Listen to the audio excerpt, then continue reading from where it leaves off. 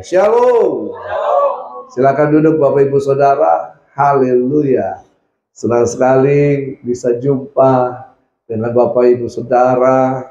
Dan saya lihat wajah-wajah yang luar biasa. Bapak Gembalanya luar biasa, maka jemaatnya pun akan luar biasa. Amin.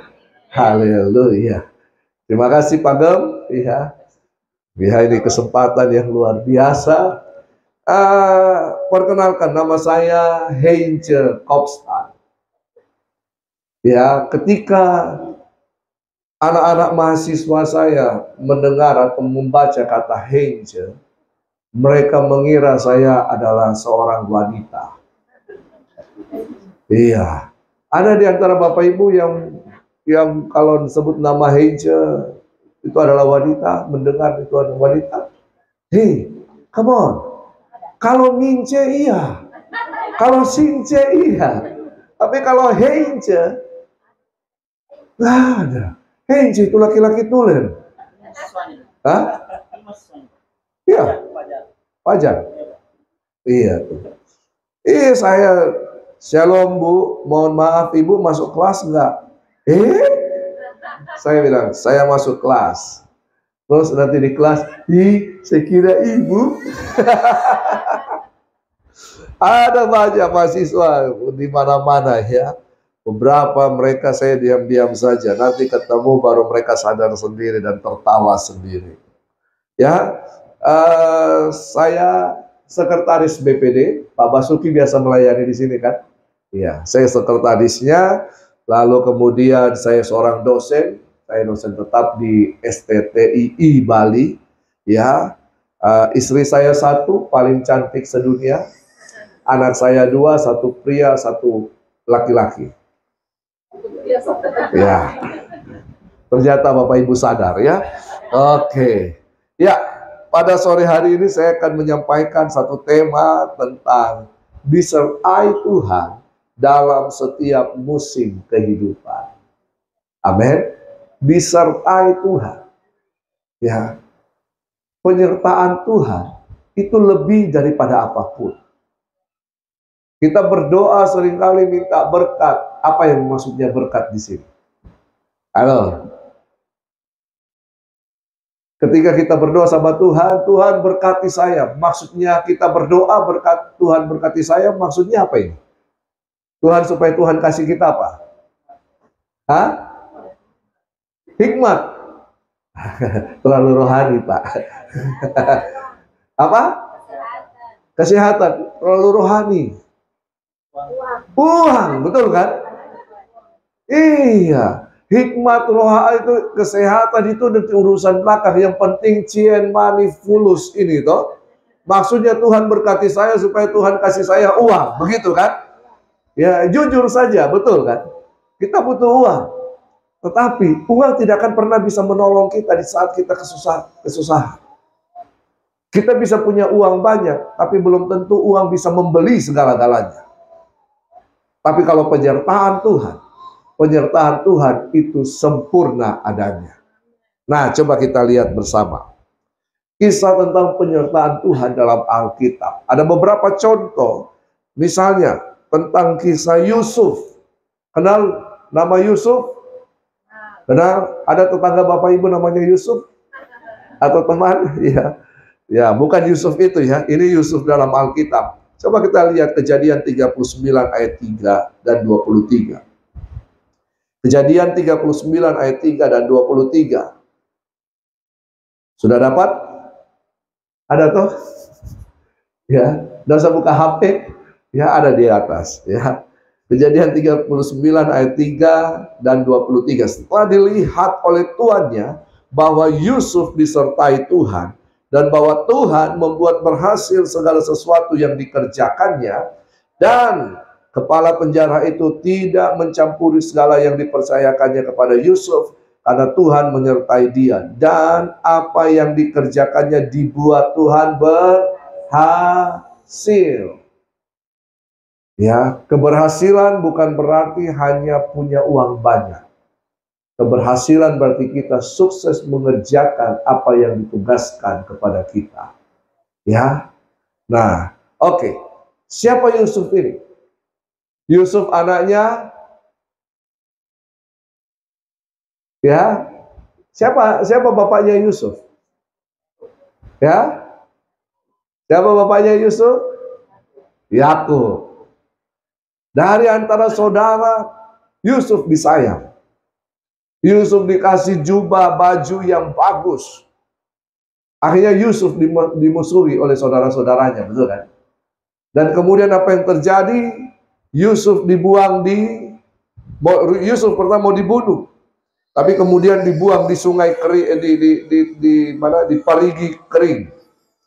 Lalu kemudian Yusuf dijual kepada orang-orang Midian, ya. Nah, lalu Yusuf dijual ke rumahnya siapa? Potifar. Bayangkan, dari seorang anak yang disayang, melimpah, ya, papanya baik, punya semuanya, akhirnya jadi seorang budak. Kira-kira kalau kita di posisi Yusuf, apa yang kita kerjakan? Hah? Jujur, kita dalam posisi yang baik tiba-tiba turun jauh ke bawah. Ya. Apa yang kita lakukan? Kecewa, apalagi? Stres, apalagi? Koro-koroan. Iya toh? Bersungut-sungut, mengeluh, protes, marah, tidak terima kenyataan. Tapi Yusuf tidak. Yusuf menjalaninya. Ikut saja. Walaupun mungkin ada kekecewaan, ada kenapa ini saudara-saudaraku begini? Ya, saudara makan saudara, bukan jeruk makan jeruk, ya. Saudara makan saudara. Banyak terjadi, banyak. Di sinetron juga banyak. Ya, banyak itu terjadi. Itu ada di depan mata kita. Itulah yang Yusuf alami. Tapi Yusuf tidak pernah mengeluh. Yusuf tidak menyalahkan saudara-saudaranya. Sehingga ketika dia dijual di rumah Potifar, dia tidak protes. Tapi dia mengerjakan tanggung jawabnya dengan baik. Yusuf tidak protes. Yusuf bekerja dengan baik. Dia tidak bekerja asal-asalan. Saya kan budak. Yang penting saya kerja. Piring terbang kemana-mana, jatuh ke sana kemari, rumah kotor, tidak. Tapi Yusuf melakukan yang terbaik. Dan apa yang terjadi? Dia melakukan yang terbaik dan Tuhan menyertainya. Nah, ini dia. Ketika kita dalam situasi terpuruk, sikap hati kita menentukan. Amin. Dan ketika kita ada di situ, ketika sikap hati kita negatif, kita tidak akan pernah mengundang kuasa Tuhan, penyertaan Tuhan ada dalam kehidupan kita. Tapi karena sikap hati kita positif, baik, penuh ucapan syukur, maka Tuhan hadir. Biar ini anakku yang baik, aku harus sertai dia. Dan penyertaan Tuhan atas Yusuf di rumah Potifar itu luar biasa. Sehingga Potifar mempercayakan semua rumahnya, bukan istrinya. Ya, kepada siapa? Kepada Yusuf. Yusuf mengelola dengan baik. Tapi akhirnya istrinya jatuh cinta sama Yusuf. Sehingga terjadi sinetron, drama. Tante Po jatuh cinta sama Ucup. Ya. Dan terjadi, tapi Yusuf tahu Tante Po itu bukan bagiannya. Ya, akhirnya dia melarikan diri. Difitnah, iya. Kadang-kadang kita melakukan yang terbaik, tapi kita difitnah, kita dijegal, kita mau dijatuhkan, betul kan? Kita dianggap penjahat, tapi kita melakukan yang terbaik. Tidak neko-neko. Tapi ini maksud Tuhan. Nah ini adalah maksud Tuhan. Saya percaya bahwa tidak ada yang kebetulan dalam kehidupan ini. Semuanya terjadi dalam rencana Tuhan, asal kita mau taat, kita mau setia. Amin. Kita mau berjalan tidak korok-koroan. Ya, tidak apalagi tidak mengeluh, tidak berkeluh kesah. Nah, lalu kemudian mana? Yusuf dimasukkan dalam penjara. Penjara yang ada sekarang ini tuh masih bagus, Bapak Ibu. Ini penjara politik, penjara yang memang tempatnya tidak ada di bawah tanah dan nah, situ adalah penjara di mana Firaun merasa bahwa kalau ada misalnya Pak Ronald ingin memberontak, dia masukkan di situ. Ya, itu penjara politik. Dan Yusuf dimasukkan ke sana. Di situ juga ada siapa yang dimasukkan? Tukang minum raja atau juru minum raja atau juru roti? Ya, minum atau roti? Hah? Dua-duanya. Masuk di situ. Itu juga ada. Jadi Yusuf bergaul dengan mereka. Yusuf bisa membawa diri. Dan apa yang terjadi?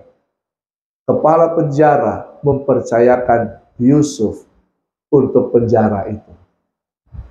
Ya, karena apa? Karena kepala penjara melihat bahwa Yusuf disertai oleh Tuhan.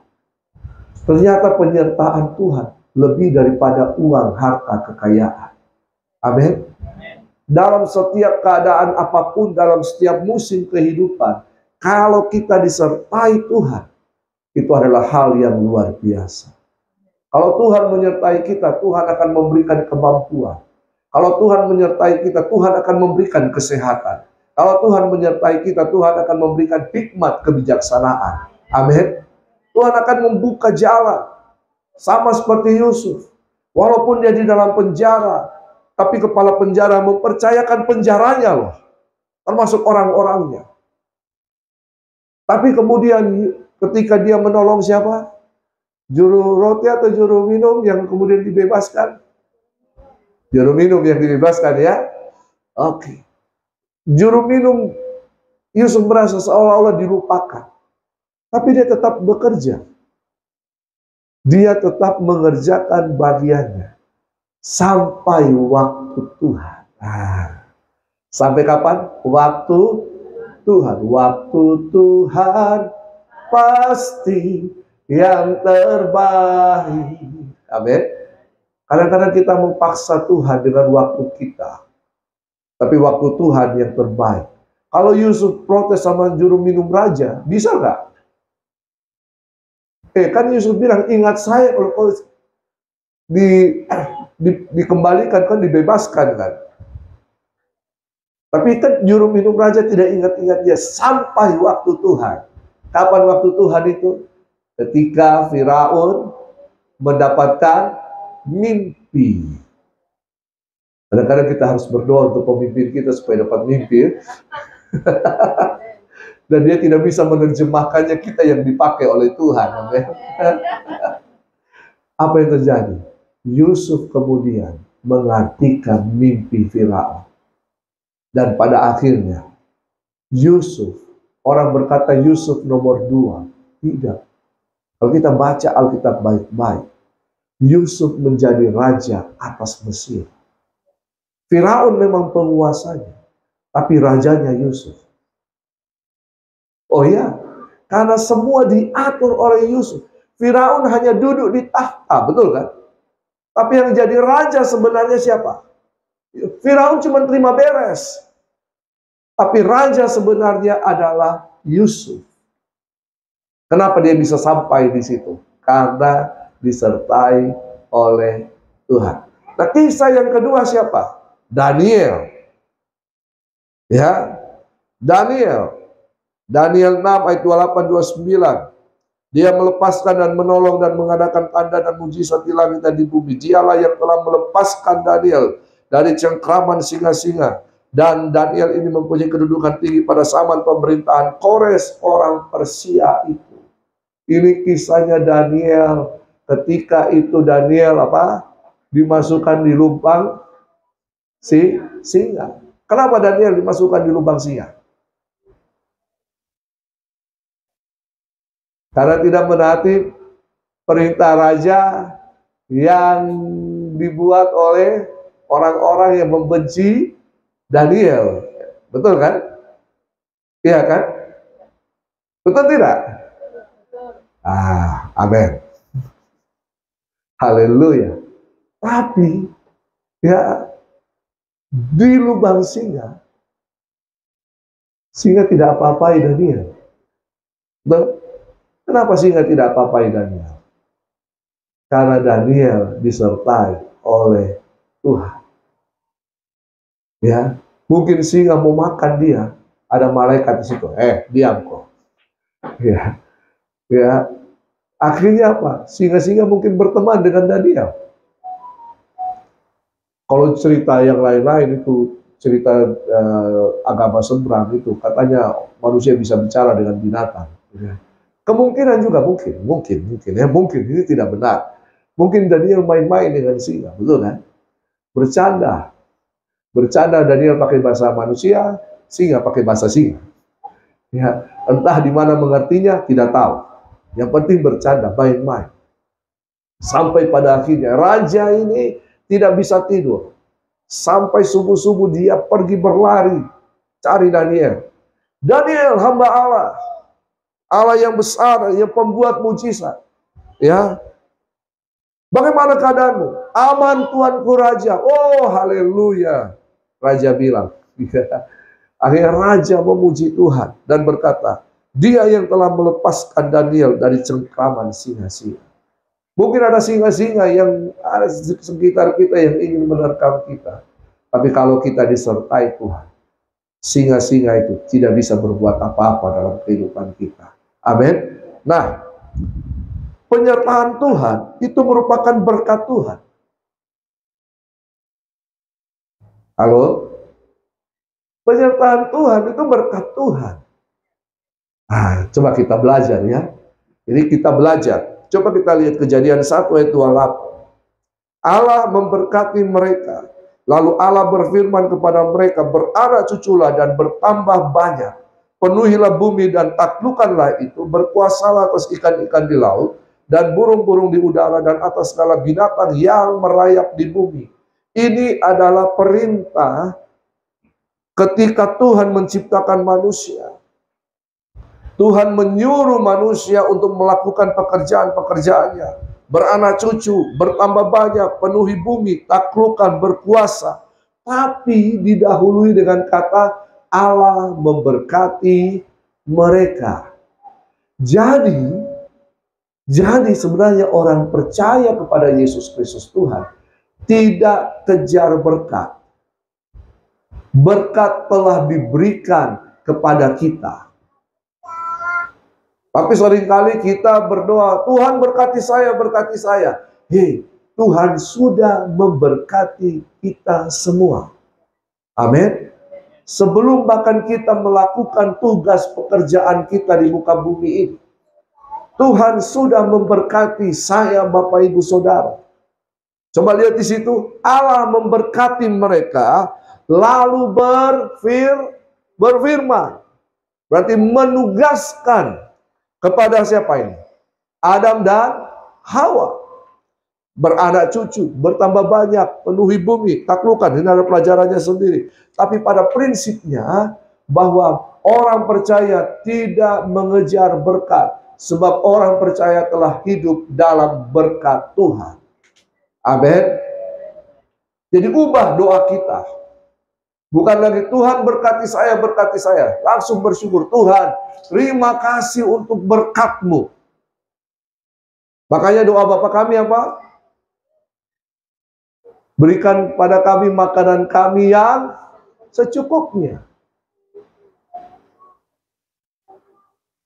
Paham? Berkat itu sudah, bukan belum. Ya. Tapi yang seringkali kita kejar berkat. Kita kejar berkat, padahal berkat sudah. Nah, berkat ini macam-macam. Tapi salah satu kata, berkat ini dalam bahasa Ibrani memakai kata barak. Katakan barak.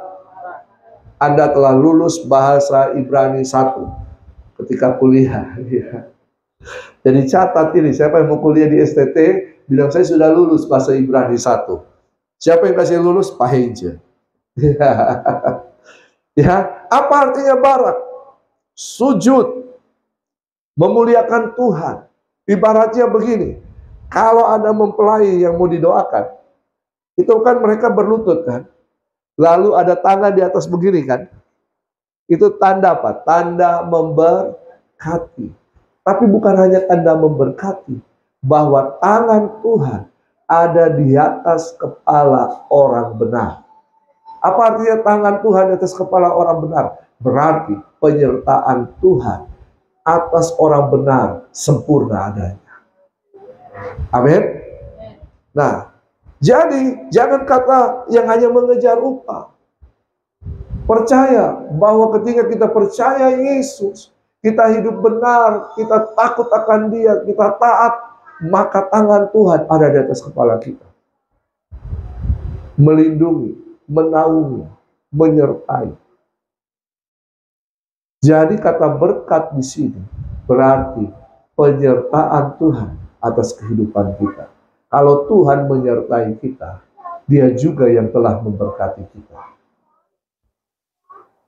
Amin. Nah, jadi penyertaan Tuhan itu adalah berkat. Nah, Yesus pun mengatakan, Alkitab mengajarkan kita mau Natal ini kan. Nah, kalau Natal ada satu kata yang sangat terkenal. Kata apa itu?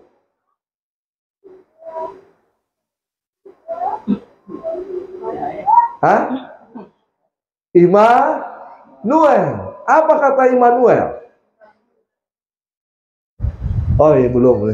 Ya, berarti Bapak Ibu luar biasa di sini. Dia ajar parona luar biasa ya. Jadi ada satu kata Immanuel. Ya, Matius 1:23. Sesungguhnya anak darah itu akan mengandung dan melahirkan seorang anak laki-laki. Siapa anak laki-laki ini? Yesus Kristus. Dan mereka menamakan Dia Immanuel, yang berarti Allah menyertai kita. Aha. Allah menyertai kita. Allah Immanuel. El itu Allah. Immanu itu berarti manunggal, tinggal, bersatu bersama. Ya. Jadi bagaimana Allah menyertai kita? Apakah Dia menyertai dari luar? Dia ada di samping kiri kanan kita. Ya. Seperti lagu, kiri kananku ada Tuhan, sekelilingku ada Tuhan. Dia bukan ada hanya di sekeliling kita. Ketika kita percaya Yesus Kristus Tuhan, Tuhan Yesus ada di mana? Ada di mana? Ya, ketika kita percaya Yesus Kristus Tuhan, terus Tuhan Yesus ada di mana? Di hati. Betul kan? Ya, Yesus Kristus ada di hati. Di hati kita. Makanya Wahyu berkata apa? Lihat, aku berdiri di depan pintu, aku mengetuk. Kalau kamu buka, aku akan masuk dan ikut makan bersama. Itu gambarannya apa? Pintu hati. Ya, Yesus ada di hati kita. Yesus di hati, tiada sukar, tiada sedih. Yesus di hati, oh Yesus di hati, tiada sukar, senang selamanya. Tapi saya kan ada masalah, Pak. Saya masih banyak ini rintangan hidup saya. Oh, masih banyak orang-orang yang berbuat jahat. Karena kita tidak sadar bahwa ketika kita terima Yesus sebagai Tuhan dan Juru Selamat, Dia bukan hanya Allah yang jauh di sana, tapi Dia Allah yang dekat dengan kita, bahkan ada di dalam kehidupan kita. Amin. Kalau kita sadar bahwa Dia ada di dalam kehidupan kita, seharusnya kita tidak akan takut, kita tidak akan khawatir, kita tidak akan gentar untuk setiap masalah. Kalau perlu, hei masalah, datang kok. Sini kok, saya tantang kok. Kenapa saya tantang kok? Ada Yesus dalam hidupku. Tapi kalau ada masalah jangko datang dulu, jangko biar saya baik-baik. Ada Yesus di dalam hidup kita. Dia manunggal, artinya berdiam di dalam kita. Makanya kata Immanuel, Allah yang manunggal, Allah yang diam, Allah yang tinggal di dalam kita. Yang punya sorga, yang punya alam semesta, yang menciptakan langit dan bumi, itu ada di dalam saya dan saudara. Kok tidak ada yang amin? Ini kita tidak sadar. Dia ada, dia bukan hanya ada di sekeliling kita.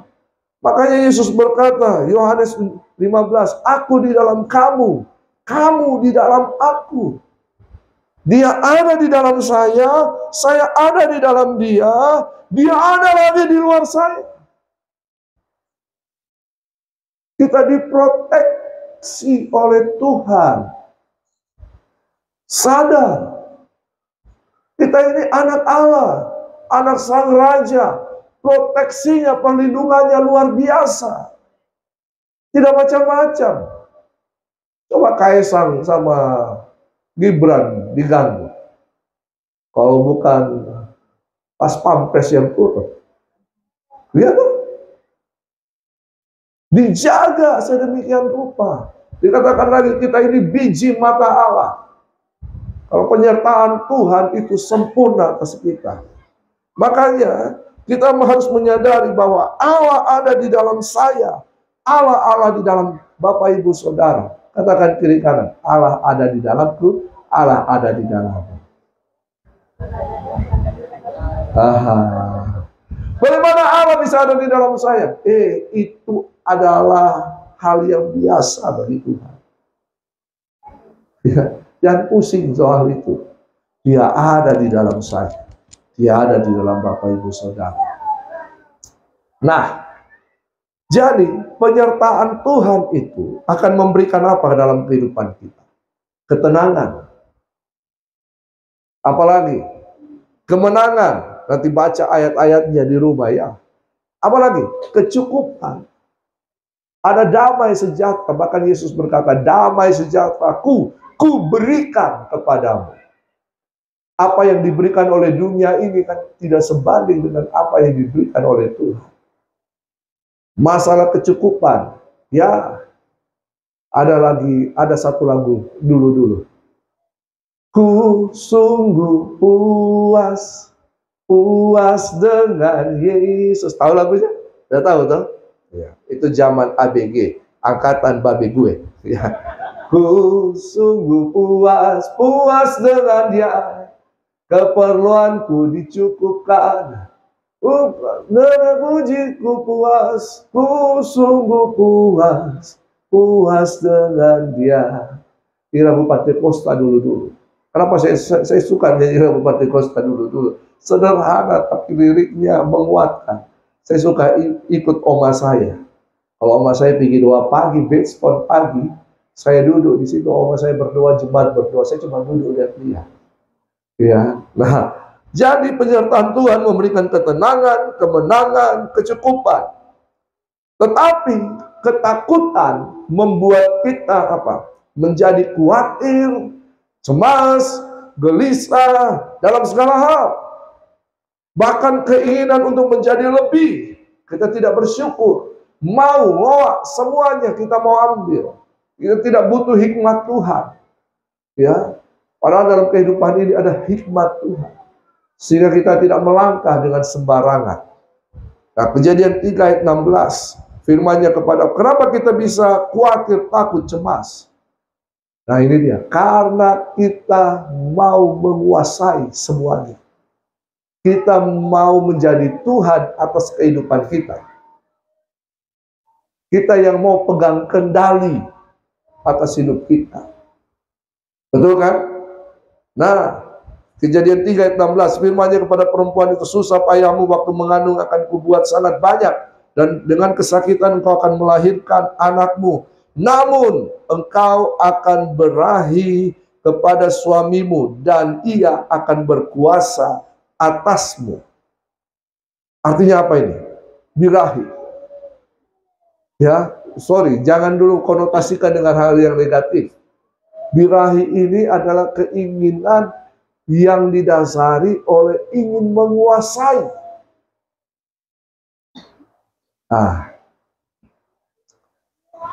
kenapa sampai manusia jatuh dalam dosa?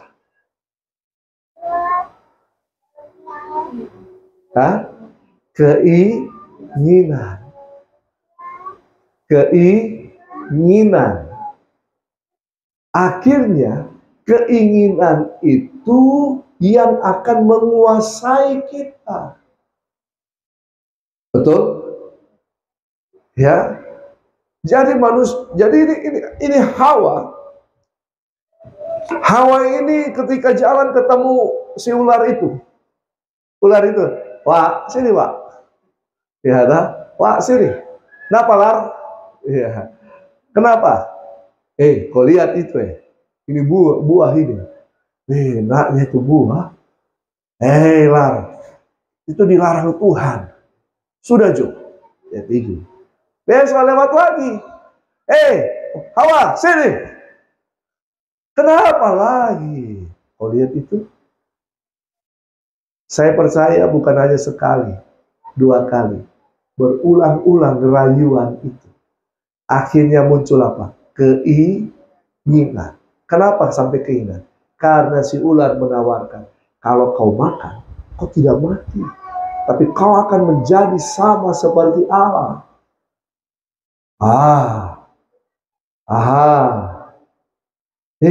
Kalau kau kerjain di proyek ini, kau akan berhasil.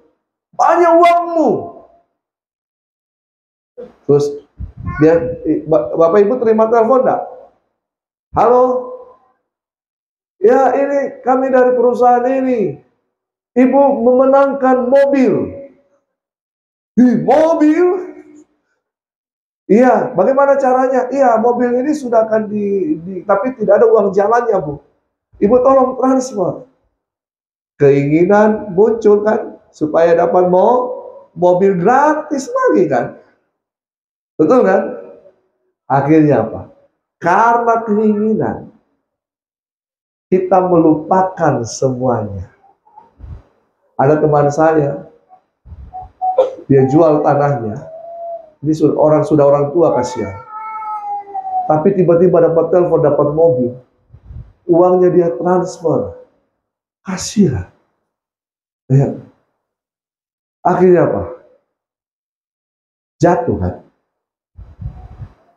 Keinginan kadang-kadang menguasai kita. Padahal itu belum tentu merupakan kebutuhan. Ini dia. Ya, keinginan itu menguasai kita. Ya, oke. Kita sampai kepada yang betul jadul. Ya, keinginan.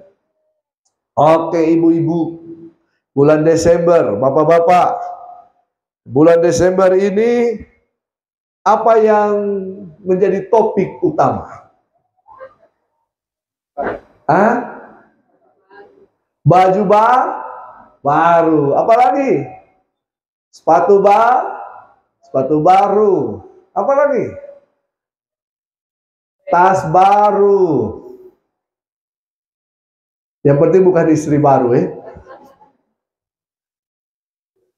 Tapi bisakah kita merayakan Natal tanpa yang baru-baru itu?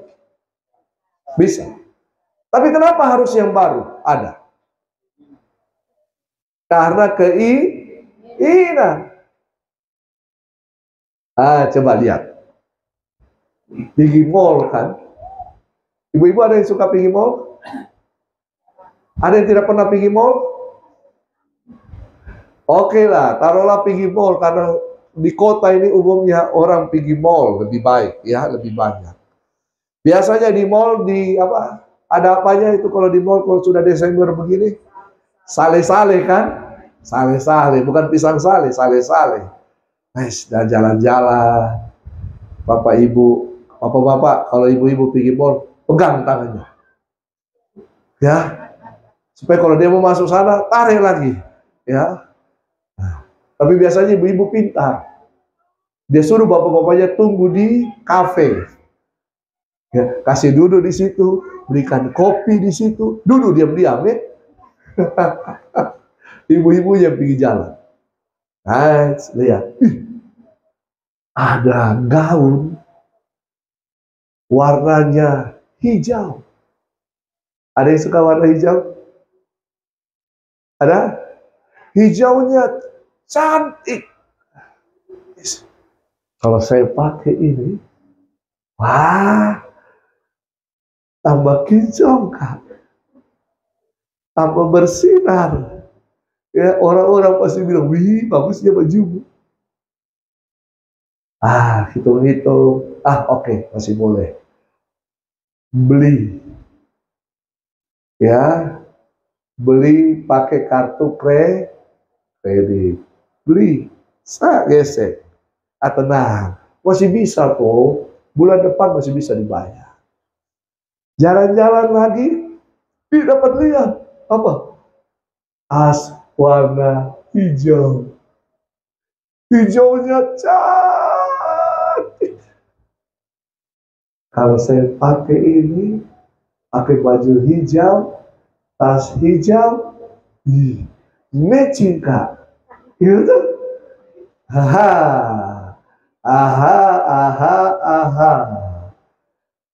Hitung-hitung. Bisa jadi cicil. Bisa. Akhirnya apa? Ambil. Padahal masih ada tas hijaunya di rumah. Ini jalan-jalan lagi.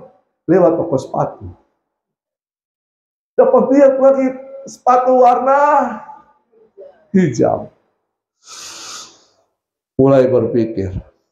Ambil tidak? Ambil tidak? Ambil saja. Kan 1 tahun 1 kali. Ambil. Cicil. Akhirnya semuanya dicicil.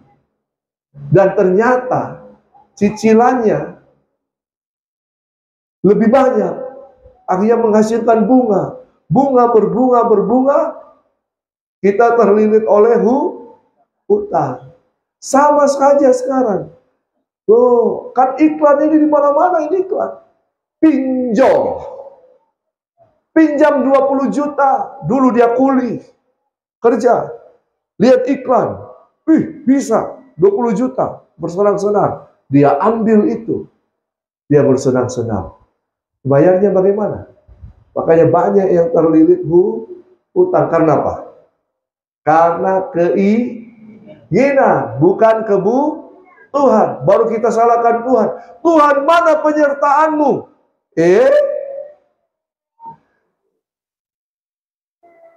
Saya sudah sertai kok. Saya sudah kasih ingat kok. Saya sudah bicara di hatimu. Jangan kok. Jangan. Kau tetap mau ambil. Salah siapa? Kita bisa keluar dari penyertaan Tuhan karena keinginan kita sendiri. Jadi jangan salahkan Tuhan. Amin. Jangan salahkan Tuhan. Karena kita, firman Tuhan Yakobus, kita dicobai oleh keinginan kita. Ketika keinginan itu telah berbuah, lalu kemudian apa? Menghasilkan maut. Adakah di antara kita yang ingin punya 2 istri? Laki-laki banyak itu. Iya toh? Karena kemarin dari teman saya bilang, keinginanku ada punya istri baru lagi. Tapi apa daya? Tenaga tak mampu. Jangan coba-coba. Jauhkanlah kami dalam pencobaan. Ya, jangan Tuhan. Jangan jauhkan kami karena kami tahu jalan ke sana. Oke, yang terakhir. Jadi Tuhan menyertai kita. Ya. Nah, jadi kalau kita mau terus disertai Tuhan, hal yang terakhir, utamakan Tuhan terlebih dahulu. Amin. Katakan kiri kanan, utamakan Tuhan. Ya, Mazmur 23 ayat 1. Mazmur Daud, Tuhan adalah gembalaku, takkan kekurangan aku. I shall not want. Saya tidak ingin semua ini. Tapi kalau Tuhan menyertai aku. Ya. Makanya ada lagu. Bahwa selain Kau tiada yang lain ada padaku di surga. Selain Kau tiada yang lain yang ku ingini di bumi, yang ku ingini di bumi. Sekalipun dagingku dan hatiku habis lenyap, gunung batuku dan bagianku,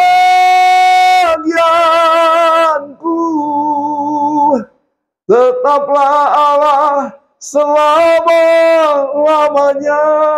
Betul kan? Itu I shall not want. Selain Tuhan, aku tidak mau. Karena dunia menawarkan dirinya.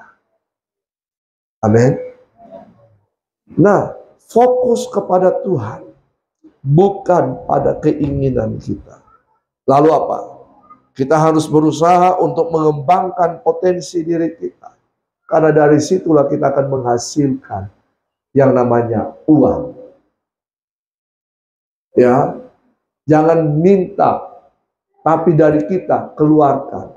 Yang bikin kue yang enak, jual, dapat uang. Daripada pinjol. Ya kan? Yang punya kemampuan apa saja, keluarkan. Ya, keahlian tukang kayu, keluarkan. Jangan malu. Jangan malu. Ketika kita mengeluarkan, lihat. Yusuf, Daniel, mereka melakukan yang terbaik. Tuhan menyertai. Amin. Tuhan menyertai. Dan selalu bersyukur dalam segala hal. Jangan korok-korok. Jangan suka mengeluh. Selalu bersyukur. Kalau ada masalah, terima kasih Tuhan untuk masalah ini.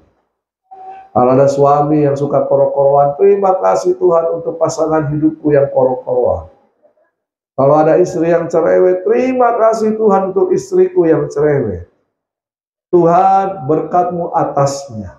Itu saja. Bersyukur. Ya, jangan mengeluh. Jangan protes, karena itu akan membuat perang dunia ke-10 dalam rumah tangga. Tapi kalau kita bersyukur, ya, istri kita, suami kita, anak kita, maka sorga di bumi. Amin. Ya, jangan kok, mama ini cerewet sekali. Tidak makan kita. Nah, jadi penyertaan Tuhan itu di setiap musim kehidupan. Ya, Yusuf mengalami musim baik, tapi dia mengalami juga musim yang terpuruk. Hidup kita seperti itu. Hidup kita ini bukan roda, kadang di atas, kadang di bawah. Itu pemahaman hidup. Hidup kita